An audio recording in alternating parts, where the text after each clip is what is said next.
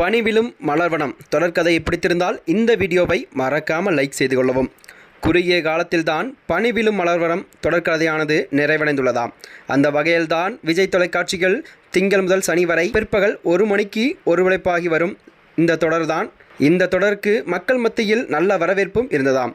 தொடரின் கதைக்களமும் விறுவிறுப்பாக சென்று கொண்டிருக்க நிலையில்தான் திடீரென இத்தொடரும் முடிவுக்கு வரும் என ரசிகர்கள் அதிர்ச்சியில் ஆழ்ந்துள்ளனராம். நாயகனாக சித்தார்த் குமரனும் நாயகியாக நடித்த வினுஷியா தேவியும் நடித்து வந்தனராம். பிரதான பாத்திரங்களில் ஷில்பா, தேஜாங் உள்ளிட்டோரும் நடித்தனராம். அண்ணன் தங்கை மற்றும் அக்கா தம்பி உறவுகளுக்கிடையே நடக்கும் நிகழ்வுகளை மையமாக வைத்துதான் இந்த தொடர்கதை எடுக்கப்பட்டு வருகிறது என்றும் கூறப்படுகிறதாம். இந்த தொடர்கதையானது கடந்த ஆண்டு ஜூன் 24 தொடங்கப்பட்ட பொழுதுதான் பனிவிழும் மலர்வனம் தொடர் 219 எபிசோடுகளுடன் குறுகிய காலத்தில் நிறைவடைந்துள்ளதாம். தொடரானது ஒளிபரப்பு செய்யப்பட்ட நேரத்தில்தான் பாண்டியன் ஸ்டோர் 2 தொடர் மறு ஒளிபரப்பும் செய்யப்படுகிறதாம் என்றும் அறிவிக்கப்படுகிறதாம். மேலும் இதுபோன்ற வீடியோக்களை தெரிந்து கொள்ள நமது சேனலை மறக்காமல் சப்ஸ்கிரைப் செய்து கொள்ளவும். நன்றி, வணக்கம்.